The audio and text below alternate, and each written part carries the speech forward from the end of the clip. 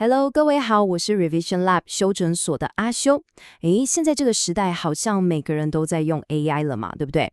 但是有一份来自 Anthropic 的最新报告，揭露了一个非常非常惊人的现象，就是说一般人跟那些所谓的专家，他们在使用 AI 的方式上，其实存在着一道看不见的鸿沟。所以今天我们就要来好好的拆解一下这个差距到底在哪里。在开始之前，我想先直接问你一个问题：你真的确定自己把 AI 用到最好了吗？因为这份报告其实在暗示一件事，就是我们很多人现在的使用方法，可能真的还只是在玩皮毛而已，底下其实还藏着一层更高效、更能够创造价值的方法，等着我们去挖掘。OK，所以我们今天的探索路径大概会是这样。首先，我们先来看一下整个 AI 使用的新地图，看看大环境有什么变化。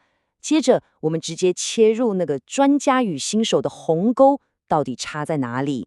再来，我会跟你分享高手的工具箱里藏了什么秘密武器。然后我们会谈一个核心关键，叫做写作的秘密。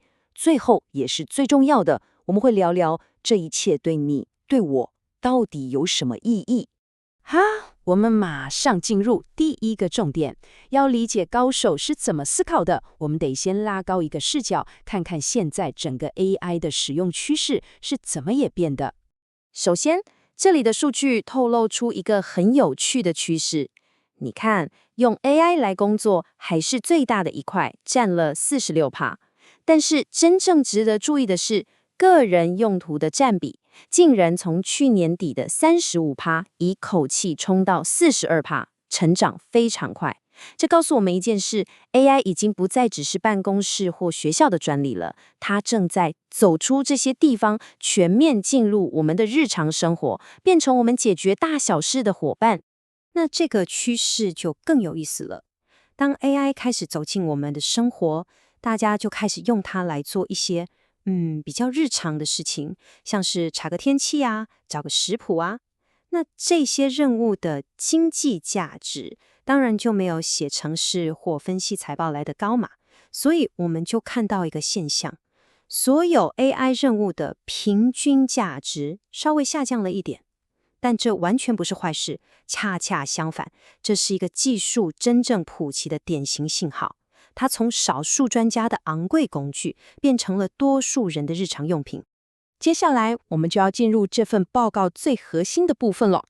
正是因为 AI 越来越普及 ，Anthropic 才发现那些刚加入的新用户和已经使用超过半年的资深老手之间，竟然出现了一条巨大的效能鸿沟。所以这个差距到底有多大？报告给了一个很直接的数字：10%。你没听错，就是10%。那些使用平台超过半年的资深用户，他们在跟 AI 对话的时候，成功拿到自己想要结果的几率，硬是比新手高了整整10%。在讲求效率的世界里，这绝对不是一个小数目。那关键到底在哪里？就在这里。老手他们不只是用的多，他们是用的方式完全不同。他们更倾向把 AI 当成一个工作伙伴，来回沟通，反复修正，而且会把 AI 用在更多元、更复杂的工作挑战上。而新手呢，就比较像是在对一个机器下达一次性的指令，问完就走，互动比较浅。这个观察就带出了高手的第一个秘密武器，那就是他们会非常刻意的去选择当下这个任务到底要用哪一个 AI 模型。他们不把 AI 当成一把什么都能敲的万能锤子，而是把它看作一个拥有多种专业工具的工具箱。这就像一个专业的工匠一样，他会为不同的工作挑选最合适的工具。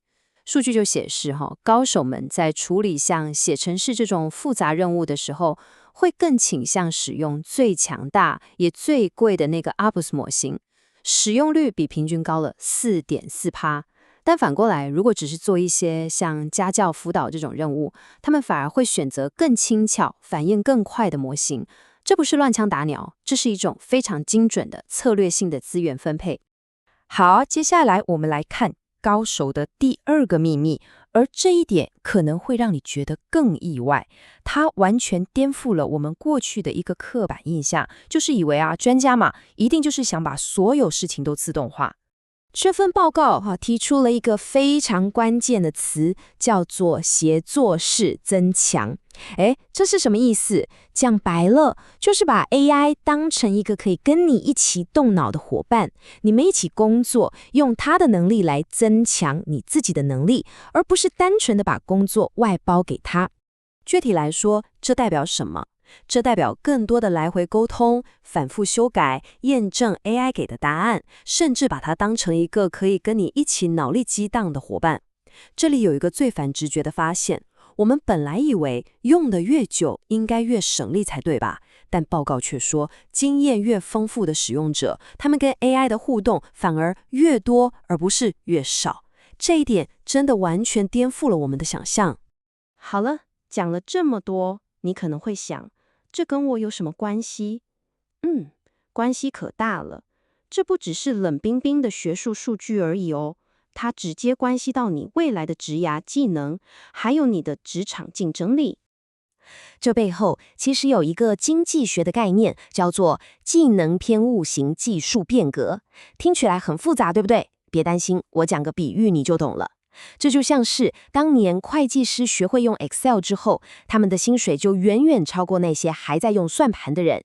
每一次新技术的出现，总会不成比例的去奖励那些最懂得使用它的人。而今天与 AI 高效协作的这项能力，就是这个时代的 Excel 技能。如果你正在听，这部分非常值得你笔记下来。第一点，AI 的学习曲线是真实存在的，新手和专家之间确实有差距。第二点，但好消息是，这种熟练度是完全可以透过刻意练习去学会的，它不是什么天赋。第三点，如果你能掌握与 AI 协作的技巧，这将会成为你在职涯上一个非常非常强大的优势。所以最后我想留给你一个问题，去好好思考一下，在这个 AI 全面来临的时代，你想要当一个只会下指令的被动使用者，还是一个懂得沟通、懂得合作的主动协作者？你的这个选择将会决定你是在浪潮之上，还是在浪潮之下。